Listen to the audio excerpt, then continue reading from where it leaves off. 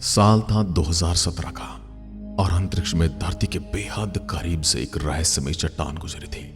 ये चट्टान धरती से 2,40,00,000 किलोमीटर दूर से गुजरी थी, पर वैज्ञानिकों की पैनी नजर ने इसे पकड़ लिया था।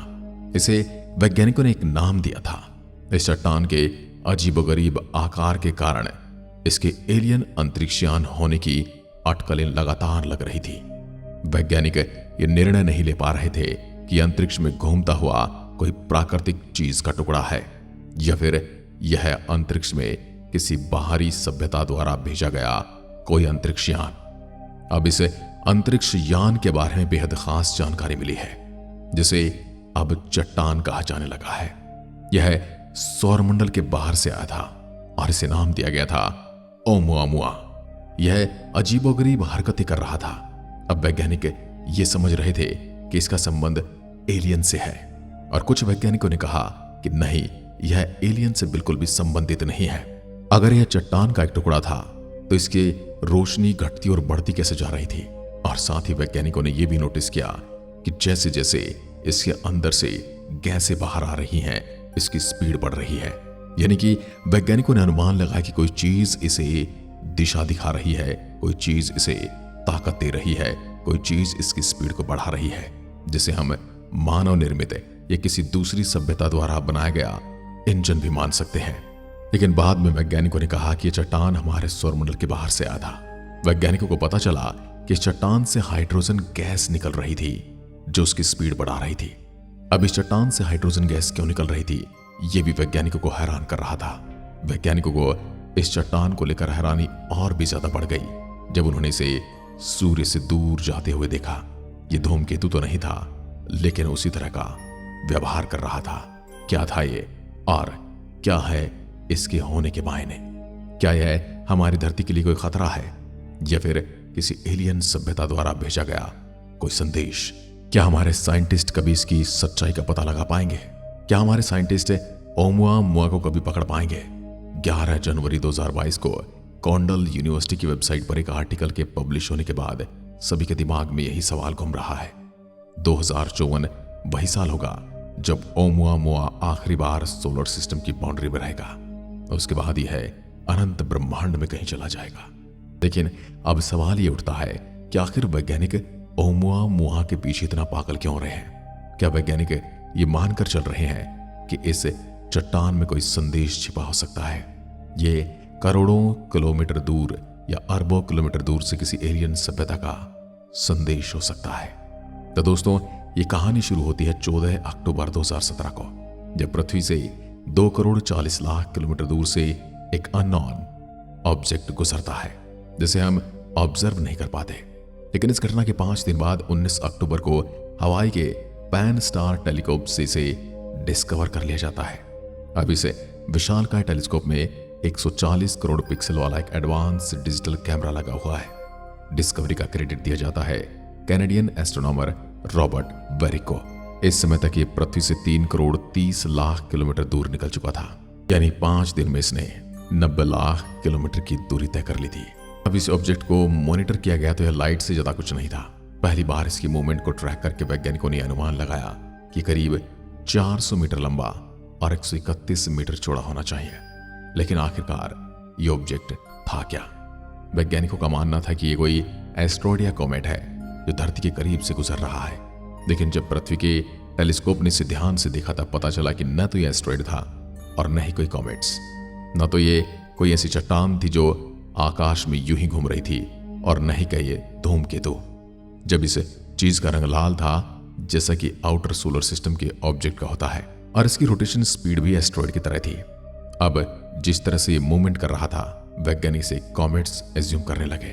पर जब कॉमेट्स इनर सोलर सिस्टम से होकर गुजरता है तो हमें उसके पीछे एक लंबी पूंछ देखने को मिलती है और इसके अराउंड कोमा भी दिखाई देता है।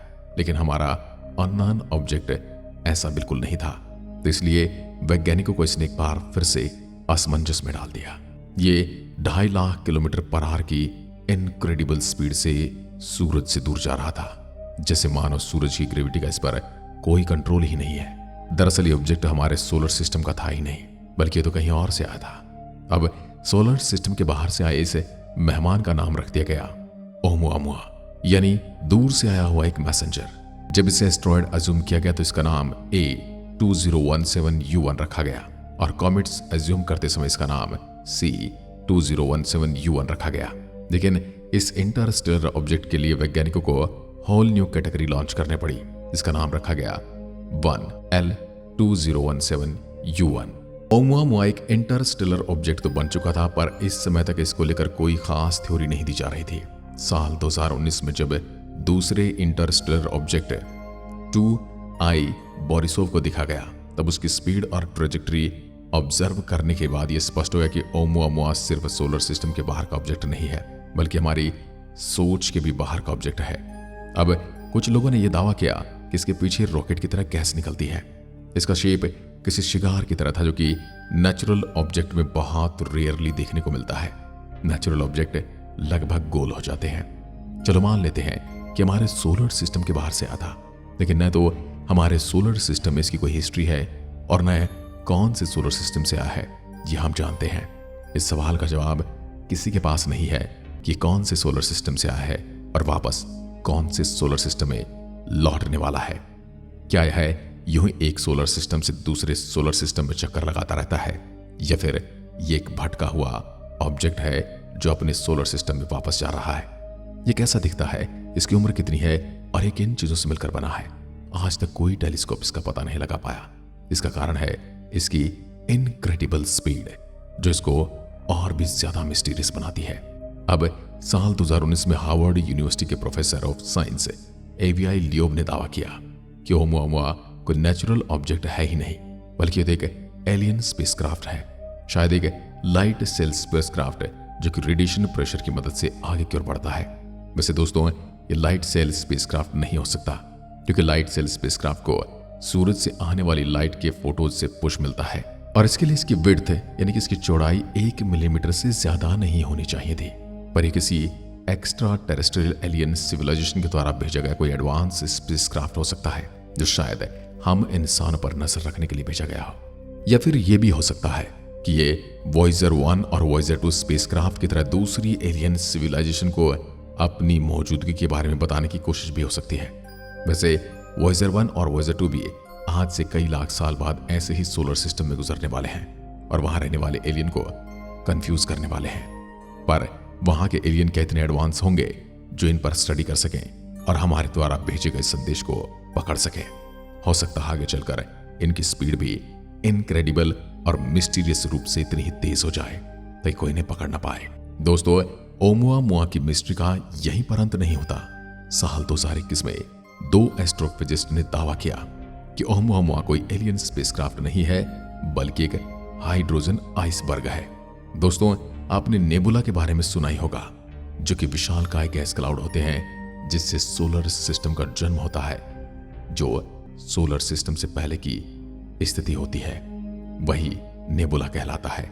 हमारा सोलर सिस्टम भी एक नेबुला से बना है। अर्ली सोलर सिस्टम में नेबुला की गैसेज एक जगह पर जमा होकर ऑब्जेक्ट का फॉर्मेशन किया करते हैं, और ये प्राइमरली हाइड्रोजन से ही बनते हैं। अब दूर किसी नेबुला में यही खेल चल रहा होगा, जिसे किसी अननोन इवेंट ने बिगाड़ दिया और हाइड्रोजन के इस विशालकाय गोले के टुकड़े दूर दूर तक कहीं अनंत आकाश में फैल गए और ये भटकता हुआ हमारे सोलर सिस्टम से होकर गुजर गया। ऐसा मेरा कहना नहीं है, बल्कि 2 एस्ट्रोफिजिस्ट डैरिल सेलिंगमैन और जॉर्जरी लाफिंग का कहना है। वैसे ही एक टुकड़ा ओमुआमुआ भी हो सकता है। यह आइडिया भले ही आपको स्ट्रेंज यानी कि अजीब सा लग रहा होगा, लेकिन ओमुआमुआ के स्ट्रेंज मूवमेंट और स्पीड को ये परफेक्टली डिफाइन करता है। अब कुछ वैज्ञानिक ये भी कहते हैं कि नाइट्रोजन का बना हो सकता है, क्योंकि नेपच्यून और प्लूटो जैसे प्लैनेट के सरफेस भी नाइट्रोजन से बने हैं। जब इन प्लैनेट से कोई टुकड़ा टूटकर अलग होता है और सूरज की ओर आता है तो लगातार अपना नाइट्रोजन कंटेंट लूज करता जाता है और फिर बहुत हल्का और अनयूजुअल शेप का हो जाता है। अब क्या पता ओमुआमुआ भी कोई ऐसा ही किसी नाइट्रोजन रिच एक्सोप्लैनेट से टूटकर सोलर सिस्टम में आ गया हो। अब आपके दिमाग में यह सवाल आ रहा होगा कि ओमुआमुआ आखिर है कहां? तो आपको यह जान लेना चाहिए कि हमसे इतनी दूर जा चुका कि इंसान द्वारा बनाया गया कोई भी टेलीस्कोप इसे नहीं देख सकता। वैज्ञानिकों का कहना है कि अपनी एवर एक्सीलरेटिंग स्पीड से अब तक प्लूटो के ऑर्बिट के करीब पहुंच चुका होगा। अब फिलहाल ये पेगासस कॉन्स्टिलेशन डायरेक्शनल में प्रोसीड कर रहा है। एस्टिमेट ये लगाया जा रहा है कि साल 2054 तक ये ऑब्जेक्ट सोलर सिस्टम को पूरी तरह से पार कर देगा और हमारे सोलर सिस्टम से बाहर निकल जाएगा। शायद ये वॉयेजर 1 और वॉयेजर 2 से भी आगे निकल जाएगा। अगर हम इसकी मिस्ट्री को डिकोड करना है तो हमारे पास इतना ही समय है। अब यहीं पर एंट्री होती है प्रोजेक्ट लायरा की। इनिशिएटिव फॉर इंटरस्टेलर स्टडीज नाम के एक UK base non for profit company ओमुआ तक स्पेसक्राफ्ट भेजना और इस मिस्टीरियस ऑब्जेक्ट को कम से कम एक बार पास से देखने के लिए प्लानिंग कर रही है। ये कंपनी कई सालों से इंटरस्टेलर ट्रैवल में आने वाले चैलेंजेस के बारे में स्टडी कर रही है। अब इनका एक एम्बिशन है, इनका एक मिशन है जो प्रोजेक्ट ड्रैगन फ्लाई। इसमें कंपनी 100 सालों के अंदर अल्फा सेंटोरी सोलर सिस्टम तक पहुंचने की टेक्नोलॉजी डेवलप करना चाहती है। जस्ट फॉर क्लैरिफिकेशन, हमारा क्लोजेस्ट स्टार प्रोक्सिमा सेंटोरी भी अल्फा सेंटोरी सिस्टम सा है, जिससे हमारी दूरी 4.24 प्रकाश वर्ष है। यानी कि लाइट को भी यहां तक पहुंचने में 4 साल 3 महीने का समय लग जाता है। तो फिर इंसान यहां 100 साल के अंदर कैसे पहुंच सकता है? लेकिन ये संस्था इस पर काम कर रही है। फिलहाल इसे इम्पॉसिबल टास्क को करने के लिए हमें लाइट और स्पीड के करीब 30% स्पीड से ट्रेवल करना होगा। और ये काम वही टेक्नोलॉजी कर सकती है जो इस समय ओमुआ को माना जा रहा है। यानी ओमुआ के अंदर वो टेक्नोलॉजी है जो हमारे स्पीड को इतनी ज्यादा बढ़ा सकती है कि हम इंटरस्टेलर ट्रैवल कर पाए या एक जीवन में हम इंटरस्टेलर ऑब्जेक्ट के बारे में जान पाए। ये बात हो रही है लाइट सेल स्पेस क्राफ्ट की। इनिशिएटिव फॉर इंटरस्टेलर स्टडीज यानी कि I4IS इसी टेक्नोलॉजी को डेवलप करने में लगी है। लाइट सेल रेडिएशन प्रेशर से चलती हैं। जब सूरज के फोटॉन्स इसके सरफेस पर पड़ते हैं तो इसको पुश करते हैं और काफी ज्यादा स्पीड से आगे बढ़ सकती है। फिलहाल दोस्तों, हम आने वाले 5 से 10 सालों में इस टेक्नोलॉजी को लॉन्च नहीं कर सकते, लेकिन अगर हमें ओमुआ तक पहुंचना तो हमें इस इम्पॉसिबल टास्क को पूरा करके दिखाना होगा। वैज्ञानिकों की कैलकुलेशन कहती है कि अगर 2027 से 2032 के बीच हम कोई बिगनर लेवल लाइट सेल को ओमुआ की डायरेक्शन में भेजते हैं तो ये उसके सोलर सिस्टम को छोड़ने से पहले उस तक पहुंच जाएगा और तब हम इसे ऑब्जर्व भी कर पाएंगे और जान पाएंगे कि ये कहां जा रहा है और इसकी दिशा भी जान पाएंगे कि ये आया कहां से है और इसकी स्पीड का राज क्या है, जो कि हमारे विज्ञान की दुनिया में एक नई क्रांति को जन्म देगा। तो दोस्तों, क्या आप भी मानते हैं कि ओमुआ की स्टडी करना वैज्ञानिकों के लिए कितनी जरूरी है? और इस स्टडी से हम इंटरप्लैनेटरी मिशंस को बहुत जल्दी कर पाएंगे और शायद हम इंटरस्टेलर प्रोग्राम्स भी कर पाएंगे। हालांकि अभी हमें चांद और मंगल तक पहुंचने में कई महीने लग जाते हैं, लेकिन फिर यह काम इतनी जल्दी होगा कि हम लगातार उन पर रिसर्च कर सकते हैं, चीजों की सप्लाई कर सकते हैं, वहां पर कॉलोनियां बसाने के इंस्ट्रूमेंट भेज सकते हैं। दोस्तों, आज की वीडियो में बस इतना ही।